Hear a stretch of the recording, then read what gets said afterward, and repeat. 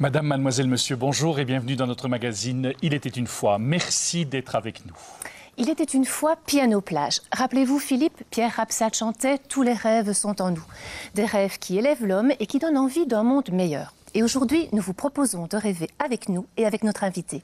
Et c'est la raison pour laquelle je suis heureux d'accueillir sur le plateau aujourd'hui Didier Audiamont, qui est l'initiateur du projet Piano-plage. Alors, Piano-plage, me direz-vous, qu'est-ce que c'est? Eh bien, qu'est-ce que ce projet, ce rêve un peu fou, ou comment est-il né? Je vous invite à le découvrir tout de suite.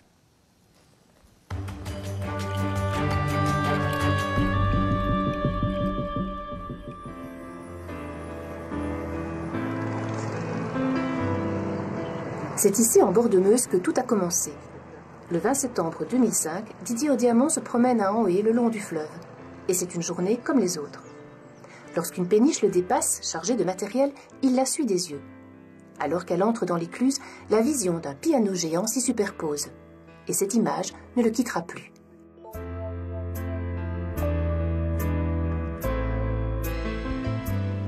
Très vite même, le piano l'obsède. Il y voit un monde de notes de musique et de vrais personnages.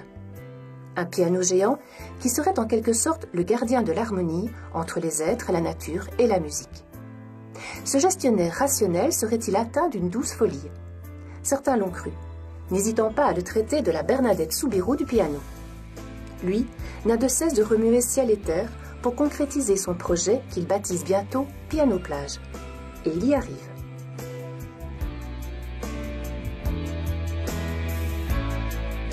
L'objectif premier est la création d'un lieu dit piano-plage à l'endroit même de cette vision. D'ici peu, il devrait y avoir ici des bureaux, des pontons, une plaine de jeux. Un espace où se retrouveront petits et grands au bord de l'eau. Un second objectif prend corps également, une bande dessinée. Véritable outil de promotion, Didier Audiamont y compte son aventure et rend hommage à tous ceux qui s'investissent à ses côtés. Didier Audiamont a décidé d'aller au bout de son rêve. Il sait que le cheminement sera long, mais la cible est claire, là, devant lui.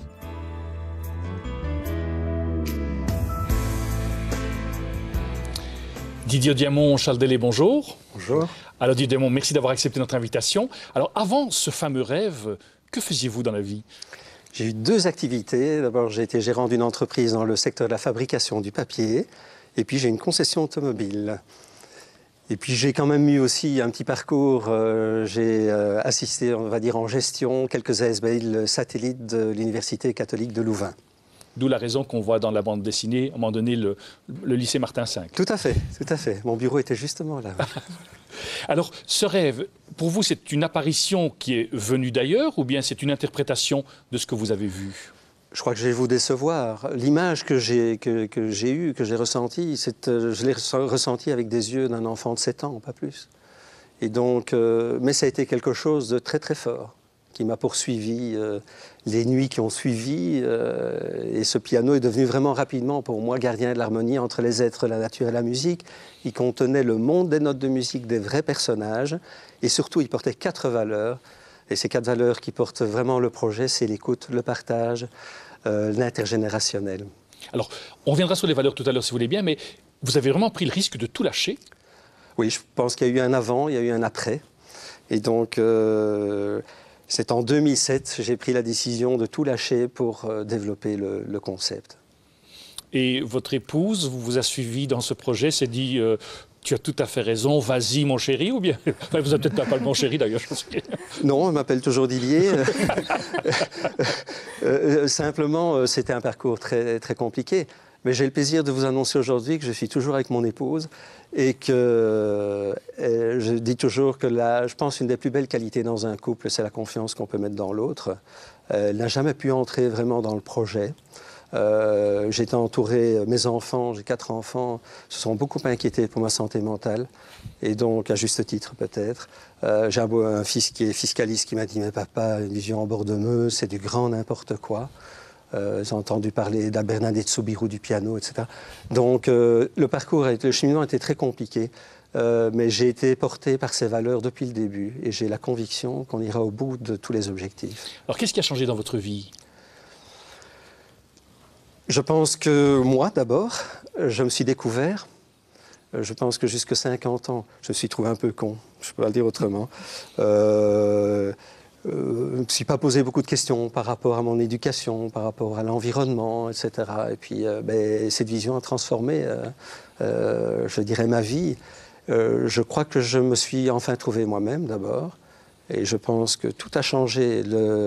Le regard que j'avais sur les autres et le regard des autres vers moi. Vous avez le sentiment que vous voyez aujourd'hui les gens autrement? Complètement différemment, oui. En tous les cas, le souhait d'apprécier les gens avec leurs différences et apprécier les gens pour ce qu'ils sont et pas pour ce qu'on aimerait qu'ils soient. Donc les accepter tels qu'ils sont, donc. Tels qu'ils sont, oui. Ouais. Alors, pour vous, est-ce que c'est juste un spectacle ou bien votre projet a-t-il également une autre dimension? Mais il n'y a pas que le spectacle, c'est l'objectif numéro 3 qui va démarrer le 20 septembre prochain. Je me suis rendu compte qu'en fait, la star du spectacle, c'est un piano géant et ses valeurs. Et je me suis rendu compte que c'était les valeurs qui portaient le projet dans son entièreté. Et c'est ça qui me motive, vraiment. Alors, ce rêve, vous le déclinez donc en 4 objectifs. 4 objectifs, oui. Donc, le lieu-dit, qui est l'endroit de la vision, qui est devenu le lieu-dit Piano-Plage, qui a été inauguré le 15 décembre 2009 et qui va faire l'objet d'aménagements. On va y retrouver un parc multifonctionnel d'ici 2 ans et demi, dans le visuel des gens qui nous accompagnent de Dupuis, de Dream Hall. L'objectif numéro 2, c'est la bande dessinée qui est sortie en septembre dernier et qui parle un peu du cheminement du concept jusqu'à la réalisation de tous les objectifs dans la fiction. L'objectif numéro 3, c'est le spectacle musical itinérant qui démarre par 12 représentations exceptionnelles à Anhé, au lieu-dit. Et puis l'objectif numéro 4, qui est probablement le plus fou, c'est l'idée de réaliser un parc d'attractions constitué d'une sorte d'orchestre symphonique et d'instruments de musique géants et qui sont attractions à part entière. La musique en est le moyen de communication principal et une famille d'animation qui est la famille Octave que l'on va retrouver dans le spectacle. Alors, la bande dessinée, elle est là. Est-ce que c'est une bande dessinée comme les autres ou bien quelque chose d'un peu particulier que vous avez souhaité mettre votre petit apport personnel? Je pense qu'on est hors norme. Il y a peu de bandes dessinées de ce type-là. J'en assume, je dirais, le scénario, donc c'est très linéaire, on va dire. Et on s'est adjoint l'aide de Denis Lambert, qui est un spécialiste du storyboarding, qui nous a permis de dynamiser vraiment ce scénario. Je pense qu'on est hors circuit. Pour vous donner une idée, mais Dupuis nous suit, mais Dupuis n'édite pas, donc on est parti dans un cheminement vraiment personnel. Et c'est devenu finalement notre meilleur outil promotionnel. Mais une des valeurs, en tout cas, c'est que vous remerciez un petit peu tout le monde dans cette bande dessinée. C'est important d'associer tout le monde au projet. Donc il faut savoir que le spectacle lui-même va permettre de réunir tous ceux qui ont été associés au cheminement. Je suis très attaché à nos racines, à ceux qui ont accompagné ces valeurs. Oui. Donc Didier, dans la première séquence, nous avons découvert les 2 premiers objectifs de Piano-Plage, le lieu-dit et la bande dessinée. Et dans cette deuxième séquence, maintenant, nous allons découvrir les 2 autres objectifs.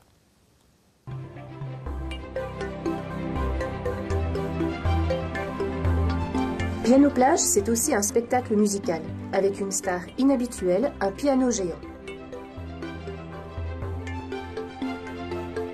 Composé d'un clavier de 15 mètres de long, ce piano jaillira de la scène. Chaque touche s'articule individuellement. Elle supportera danseurs et chanteurs. Avec des personnages également, et qui déjà prennent forme sous le crayon.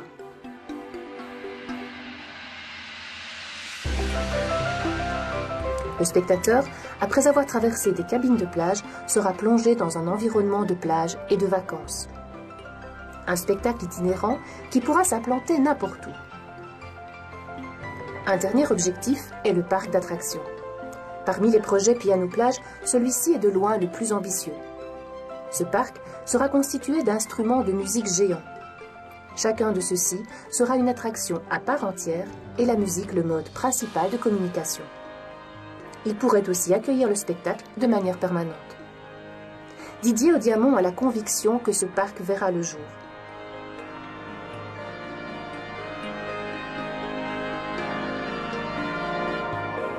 Avec quelques jeunes architectes, il développe déjà l'imposant bâtiment d'accueil.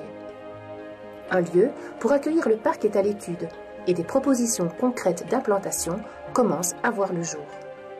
Alors, Didier Audiamont, un doux rêveur? L'avenir nous le dira.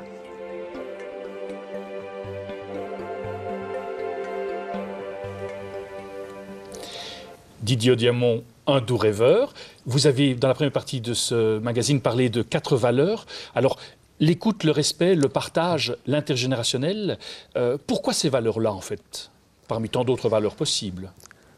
Je ne peux pas vous expliquer. Ces valeurs me sont apparues, je dirais, assez naturellement. Et elles ne se sont pas manifestées tout de suite dans les jours qui ont suivi cette vision, on va dire. Elles sont venues progressivement. Et puis ça a été le plaisir de pouvoir gérer le projet dans son ensemble avec ces 4 valeurs. Oui. Alors, ces valeurs-là, vous les mettez toutes sur le même pied d'égalité ou bien vous avez l'impression qu'il y en a une qui est plus importante que les autres? Écoutez, il y en a une qui me plaît particulièrement, c'est le partage. Je suis convaincu que le meilleur investissement, on parle tellement d'argent pour le moment, et de banques, etc. Je pense que le meilleur investissement qu'on puisse faire dans la vie, c'est le partage. C'est prétentieux de le dire, mais je me bats pour ça. Et au niveau du projet aussi, des investissements, etc., on essaye de partager cette aventure avec un maximum de personnes. Alors, comment est-ce que vous conjuguez ces différentes valeurs dans vos différents projets? Écoutez, en parler c'est bien, mais les vivre c'est mieux. Donc je peux vous donner un exemple, puisque certains médias s'étaient intéressés au projet, m'avaient dit, ben oui, le jour où vous allez gagner de l'argent, qu'est-ce que vous allez faire, etc. Je voudrais rassurer tout le monde, ce sont des investissements considérables, on ne parle pas de rentabilité dans l'immédiat ni dans les 2-3 ans à venir. Néanmoins, bon, ces investissements sont... je m'excuse, j'ai perdu le fil. C'est pas grave. Alors, si vous voulez bien, vous avez dans l'intergénérationnel, vous insistez surtout là-dessus. On a fait une émission, nous autres, sur le bien vieillir il y a quelques mois. Oui. Comment est-ce que cet intergénérationnel va se vivre dans vos projets? C'est-à-dire, depuis le début de Piano Plage, on essaye de... On a eu des événements en bord de Meuse, on a eu, par exemple, au mois de septembre, on a reconstitué une plage, etc. Et donc, on a voulu associer ce côté intergénérationnel. D'abord, il y a eu des animations pour les enfants, il y a des animations en famille, on a retrouvé des arrière-grands-parents jouer au badminton, je dirais avec leurs arrière-petits-enfants, etc. Dans la gestion même du projet, on essaye de préserver ce côté vraiment intergénérationnel. Dans le spectacle aussi, par exemple? Dans le spectacle, alors là, je peux vous dire que le scénario que j'ai essayé d'orienter depuis le début, ça fait 6 ans, a été repris par une dizaine de metteurs en scène qui voulaient le retravailler, etc. Et je me suis battu pour qu'on puisse ressentir à travers tout le spectacle ces 4 valeurs.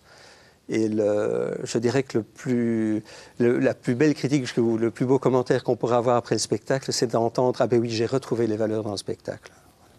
Et certaines écoles de la région également ont été mises à partie un petit peu. Oui, comme c'est très intergénérationnel, donc on a fait appel aux jeunes, aux enfants, différentes générations. Donc il y a eu tout un travail avec Théo Mertens, auteur-compositeur, auprès d'écoles fondamentales de la région. 2 compositions, l'une d'Oemi, disputant entre 2 notes de musique, et l'autre la Marelle. Mais on a fait un travail aussi parce que la cible la plus compliquée pour nous, ce sont les ados.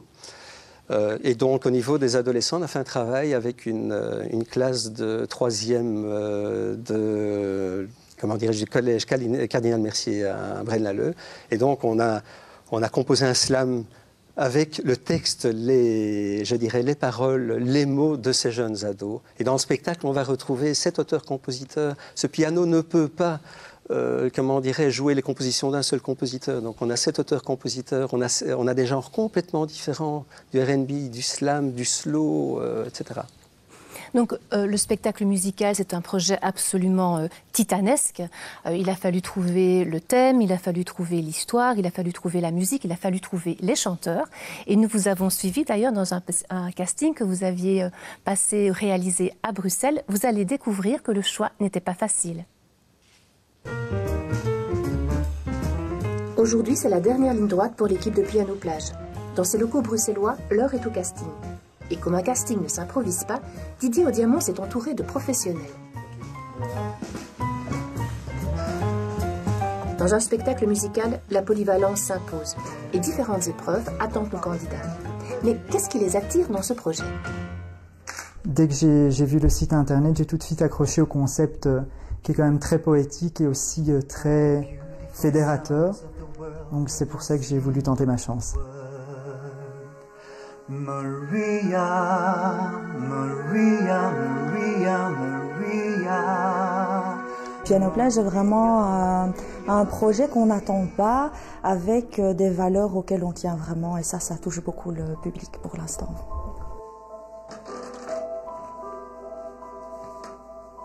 Aurélie, on vient de vous surprendre en plein casting. Est-ce que c'est difficile un casting? Les auditions, les castings, c'est l'épreuve redoutée, je pense, par beaucoup de gens, parce que c'est énormément de pression. Et puis surtout, on n'a pas le droit à l'erreur, il n'y a pas le temps de s'étendre, etc. C'est vraiment un rush, normalement en 5-10 minutes, il faut montrer tout ce qu'on a. Et c'est sur cette base-là qu'on nous choisit, donc c'est délicat.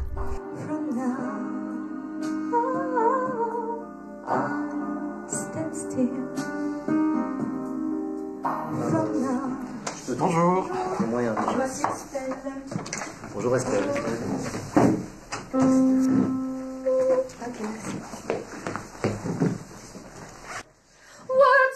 Words, I'm so sick of words. I get word all the truth are from him, not from you. Il faut s'investir et voilà, c'est du travail avant aussi. Donc oui, stressant toujours. Je crois qu'il faut un petit peu de trac, ça nourrit un peu la prestation aussi, quoi. Je pense que si on arrive un petit peu trop cool, un peu trop détendu, ça peut parfois jouer des tours. Les yeux, ça trompe pas. J'ai vu nos yeux, tes yeux, mes yeux ensemble et... Mais qu'est-ce qu'ils t'ont dit, mes yeux? Qu'est-ce que tu en sais? Ce ne sont que des yeux, ils ne parlent pas. Moi, ce qui me plaisait, c'est que ça alliait vraiment danse, jeu théâtral et chanson. Comme je touche un petit peu aux trois, je trouvais ça vachement agréable d'avoir un projet qui mélangerait les trois. Une comédie musicale, moi j'ai jamais fait de comédie musicale et j'aime bien ce principe de mélanger.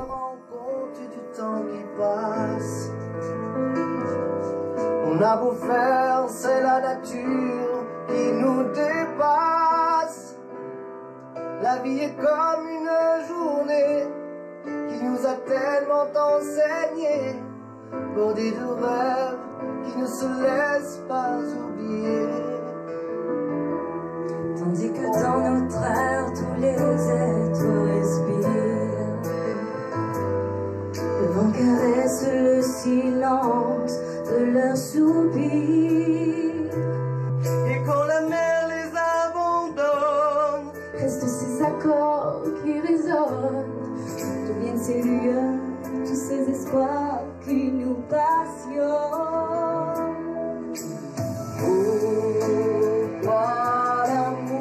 Est-ce que c'est un choix qui est difficile? C'est très difficile parce que, en fait, ici, on voit plein de gens, ils ont tous quelque chose dans leurs yeux, un petit truc qui pétille, et c'est vraiment à chaque fois difficile de se dire, on continue avec cette personne ou une autre, donc voilà, on a envie de tous les prendre en fait. C'est ce que cercle le grand phare vit sans mesure. C'est dans sa robe noire que le piano nous rassure. Pour lui je chante les saisons, pour lui je chante alors. Didier Audiamant, quelle philosophie soutient votre action en fait? J'ai vraiment du mal à vous répondre. On me pose plein de questions par rapport à ça. Et quel est le rôle des metteurs en scène? M'ont demandé, mais quel est le rôle de ce piano? Est-ce qu'il a un rôle divin? Quel est le rôle de Rhythmix, etc. Je vais vous décevoir. J'ai aperçu ce piano avec les yeux d'un enfant de 7 ans. j'ai pas d'ambition par rapport à ça. Je laisse vivre vraiment cette vision et je porte tout simplement, je me sens au service de ce piano et de ses valeurs sans plus. Mais est-ce que une foi en Dieu ou une foi en la vie vous êtes telle J'ai été, je dirais, éduqué dans un environnement judéo-chrétien plutôt rigoureux. J'ai fait toutes mes classes. 15 ans, pendant 15 ans, j'ai servi les célébrations, j'ai fait du scoutisme, etc. Je suis personnellement toujours en recherche par rapport à la foi. Par contre, j'ai appris ce que c'était avoir la foi dans un projet. Et je me dis que cette foi est tellement forte, cette conviction est tellement forte, que la foi que j'ai en Dieu nécessite un cheminement. Hein. Et donc peut-être que c'est finalement ce projet qui va m'amener dans le bon cheminement. Alors, vous avez également souhaité soutenir les médias catholiques, donc par un acte généreux. Le 30 septembre après-midi, vous offrez le fruit de ce spectacle aux médias. Pourquoi vous avez voulu soutenir les médias catholiques ? Écoutez, on peut avoir des convictions. Je pense que pour moi, c'est très important, si vous voulez. Le projet en tant que tel est pluraliste. Il est ouvert à tous. Et je n'arrête pas de dire partout, y compris, je dirais, au niveau communal, au niveau politique, que je pense que sur base de ces 4 valeurs, on doit pouvoir fédérer. Et donc, je pense que n'importe quelle religion peut se retrouver autour de ces 4 valeurs. Par contre, pourquoi se cacher de ses propres convictions? Donc, je n'ai pas l'intention non plus de mettre le monde catholique en dehors du projet, sûrement pas. Je suis vraiment ravi de pouvoir l'associer à une représentation. Alors, on a vu un petit peu déjà des petits échos comme ça de ce qui va se passer. La trame de votre spectacle, donner un petit peu le goût aux téléspectateurs de venir vous voir au mois de septembre. Donc, pendant 12 jours, je pense, vous avez dit tout à l'heure. 12 représentations, en tous les cas, en bord de Meuse. On a 11 000 réservations sur base simplement d'un piano géant et ses valeurs en bord de Meuse. On est vraiment très ravis par rapport à ça. Un petit mot par rapport au fil conducteur. Le spectacle va raconter, en fait, l'histoire, donc la rencontre entre un jeune homme solitaire qui incarne le rythme et qui est en mal d'un sens à donner à sa vie, qui rencontre un piano géant qui lui est gardien de l'harmonie et qui a perdu son tempo. Et l'association de cette jeunesse et de la sagesse du monde va permettre au piano de réécrire les saisons complètes à nouveau et réécrire notre avenir. Et ça fait combien de personnes comme ça qui participent Alors ici, on aura 18 comédiens, danseurs, chanteurs en live. Et on aura également encore un orchestre de 7 musiciens. Alors, si on souhaite pouvoir avoir plus d'informations sur votre spectacle, il y a moyen de le trouver? Je pense que le plus simple, c'est d'aller jeter un petit coup d'œil sur le site internet www.piano-plage.com. Et je reste à la disposition de tout un chacun pour toute information. Est-ce que c'est un spectacle qui va s'exporter ?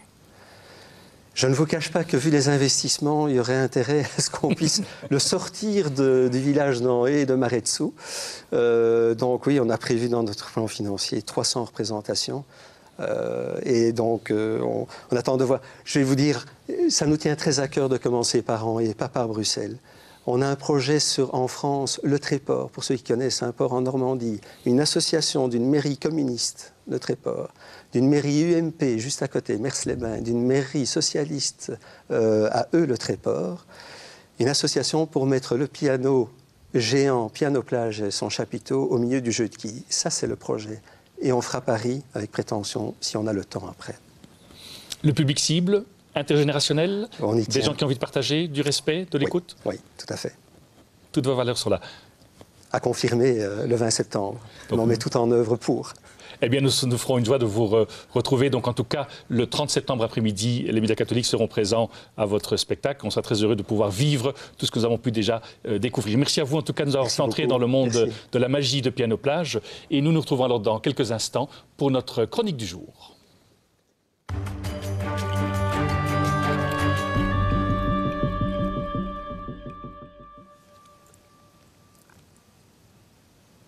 Alors Charles, quelle est votre humeur aujourd'hui? Eh bien Philippe, une humeur humaniste. Et je crois que ça prolongera bien votre réflexion. Mais je vais commencer par un petit souvenir. Il y a quelques années, une équipe, et tu vas quand même pas nous dire qu'on doit travailler au règne de Dieu, même au boulot.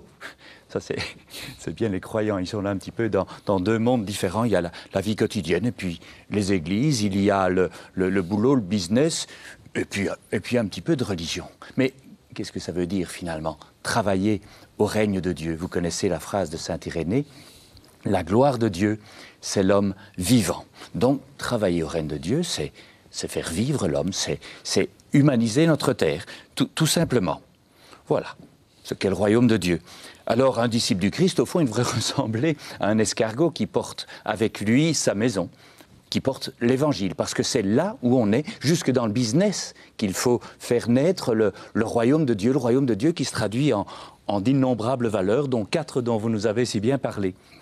Donc, le chrétien, il va chercher, dans son travail de tous les jours, à humaniser ce qui lui est possible d'humaniser. J'ai bien dit ce qui lui est possible, parce que tout le monde ne peut pas tout faire, d'une part, et puis il y a tant de choses qui échappent à notre environnement. Je ne peux rien faire pour humaniser le conflit en Syrie, pour le moment, par exemple. Mais là où je suis, je peux faire quelque chose pour que le monde devienne plus humain. C'est vrai que la zone de manœuvre est un peu réduite et que je ne suis pas responsable de tous les maux du monde. Mais attention, j'ai dit ce qui est possible, ne restreignons quand même pas trop vite ce qui est possible. Ce serait être un petit peu avare. Et puis, il y a autre chose, une deuxième chose, Philippe, c'est que non seulement humaniser ce qu'il m'est possible d'humaniser, mais refuser certains compromis, refuser tout ce qui pourrait déshumaniser. On ne peut pas travailler à l'humanisation de notre monde et accepter des compromis du genre, la logique du requin, du battant qui, pour avancer, fait du n'importe quoi. Voyez, c'est cela, être croyant finalement. Travailler pour qu'advienne, oui, le règne de Dieu, mais dans la mesure de ce qui est possible aujourd'hui. Alors si là où je suis, j'humanise en commençant par moi-même. Si je rends le monde un peu plus humain, eh bien je crois que le règne de Dieu avance. Voilà.